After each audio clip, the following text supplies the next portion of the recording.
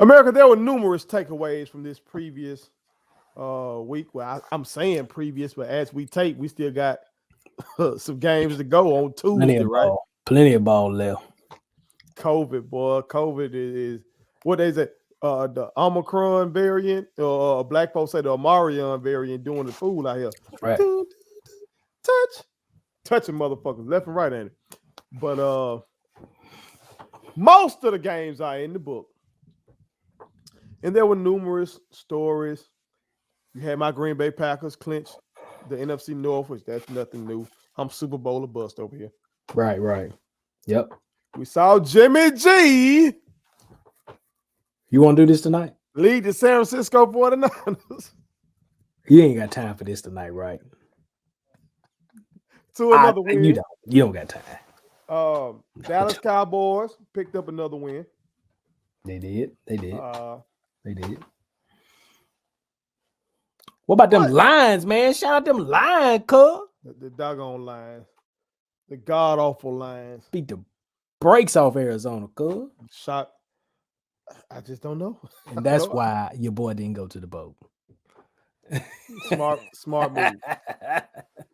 But something that stood out is the so-called GOAT. The so-called MVP. So-called MVP. This year. Front row. Yeah. Lost again. Yeah. To New Orleans Saints. Yeah. Now, America. Yeah. I know that y'all heard me tell y'all to book it. But if you watch the tape, I was coerced. I was hoodwinked. I was bamboozled. No, nah. I was led astray. No, nah. I was run amok. No, nah. By my brother Joseph Ford. That's another reason why he's not here today, America. All right. He didn't show up to work because Jack State lost Celebration Bowl and because he knew I was going to have some words for him for tricking me. He used my competitive spirit against me to make me say book it on something I ain't really feeling my spirit like that. Because I'm happy that the Bucks lost. Yeah, I have no problem with it. Absolutely none. That helps my Packers in playoff season. Yeah. And it helps my case against Tom Brady in this GOAT talk. Because the Saints make him look bad, dog. They do. I know he loves to go across the middle and stuff like that. Like, loves to work the middle. But they got the personnel and the scheme to say, fuck that. We're not giving you that. My question to my brother Tim G. Jacobs is got, like, why do the Saints own this man? Other than that playoff win, that's what mattered most. Of course, we know it did. Went on to win the Super Bowl, but 1-4, 1-4 against these boys. Like, what the hell do the Saints have, and why in the hell can't these other teams seem to replicate it? It's I'm gonna say it to you like this: the New Orleans Saints. When you look at teams across the NFL that have a certain type of pride about themselves, they carry themselves a certain way. You got the Ravens, you got the Saints, the Chiefs right now in the current. I mean, they really do carry themselves in a way in which we're not gonna fold. We're not gonna lay down, as bad as they looked early on, and as much as people question them now, everybody's saying they're going back to the Super Bowl. That's the ongoing discussion now about the Chiefs. I think they the betting houses then put them back. Betting houses put them back as the Super Bowl favorites. And I even give credit. To be honest with you, I will give credit to like Miami. I mean, to start out the way they did and now be 7-7 right now and still on the outside and still like creeping in, because as long as Cleveland keep doing what they doing, which they lost today to the Raiders, I mean, they just opening that door up for Miami to slide in, But they own Brady because they do not care about who's over there in terms of it being Tom or being Jameis or whatever. If you go back in the history of this game, yes, the playoff game matters. Big game, big money. That's the game that counts. But I will say this: New Orleans should never have a home playoff game because when they at home in the playoffs, they getting bounced. We can go back to Minnesota. We can go back to Tampa Bay. If the Saints got a home game in the playoffs, it ain't gonna look good. Mm-hmm. Best thing they can do is go get on the road. Go take their act on the road. Go like the Traveling Temptations or something on the Motown review. That's what they need to do. See there. Get on their Motown review. You know what I'm saying? But they own Brady because they don't care about none of that. They don't care about that's the GOAT. They don't fear him. They don't fear nobody that they're lining up against. They went into that game with the mindset of we're going to be physical up front with Cam Jordan, Marcus Davenport, and those guys, Amenyata, all those fellas. Uh, Gardner Johnson, Lattimore. We know what Lattimore has done historically against Mike Evans. And they just said, all right, bet. Line up, and we just going to see who going to get got.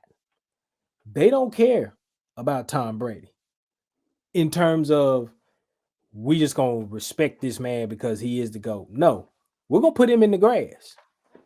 That's their mentality. Mm-hmm. And they are ultra physical up front. They really make Tampa Bay's offensive line comfortable because I give Dennis Allen credit, I think he was the head coach last night in that game. They did a lot of things, switched up, changed up, bull rush. Cam Johnson was coming off the edge, just putting pressure on, just backing their linemen up. My Cam Jordan. Cam Jordan, I'm sorry, Cam Johnson. Cam Jordan, Davenport coming off the other edge. Their defense was in sync with what they needed to do to really upset them. And then it don't hurt, right, wrong, or indifferent. It don't hurt to just lay wood wherever you can lay wood. The hit on Godwin, the hit on Fournette, the hit on Evans, those were physical hits. Are they dirty? No. Okay. They're physical. They're physical. I didn't see, like, okay, my brother-in-law was at my pop's house and he was watching the game. I walked down there for a minute. We was watching the game or whatever. And he felt like when on the hit with Godwin, he was like, man, come on, man. Like, really, like you really celebrating that? Like, I want to beat you at your best. So, he was kind of like, man, I don't really think I would celebrate nothing like that. Cause he played ball, he played football. I think he played JUCO level. But he was kind of like, I really would celebrate that, you know what I'm saying? Knowing it could potentially take a guy out. But me, I'm kind of like, it's either kill or be killed. And when it comes to that Bucks game, the Saints knew the dynamic of that game. They knew if we lose to these guys, they win the division on our watch. And any team that's got pride ain't finna let a team beat them on their watch to win the division. So, it's a pride thing with them. That's just what it is.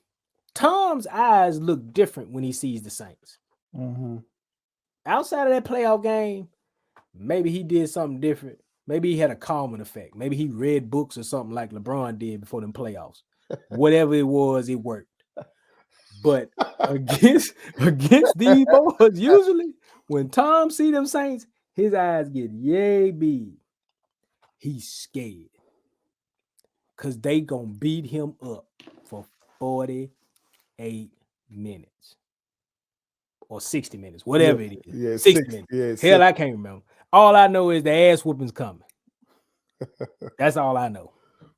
Nah, I know some people gonna be like, well, Evans got hurt, running back got hurt, and Godwin got hurt. Okay. But we said 1-4 since he been down the last 2 years. 1-4. Them boys wasn't hurting all these damn games. Oh, and then Antonio Brown out because he faked the damn vaccine card and everything like that. All these boys ain't been out in all these situations. The Saints just goddamn, They match up. they got a good scheme Yep.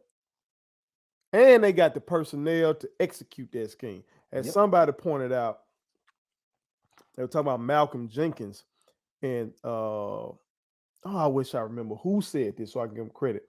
But they said something like when Malcolm Jenkins first came to the league, he came in as a cornerback. Yes. So like he got corner skills Yep. as a safety. Yeah. So yeah, you're going against Grunk, who's an all-time tight end, but He like covered. you're not gonna really lose as much in terms of cover skills because this man came into the game Yep. with cover skills. You know He what I'm did. saying? Now I will say that the as our brother JoJo said, even though he's not here, he said that when I called him in the playoffs, Tom Brady and them getting some of these calls because they were able to be a little physical with Grump. You know what I'm Mhm. saying? Some of the hand fighting Mhm. that we see is pretty common. I know with the Green Bay Packers, we weren't able to get away with shit against the Bucks, and they got away with murder. Mm-mm. So maybe that played a little role. But all I know in the regular season, they've been whooping this man's ass. Been whooping him.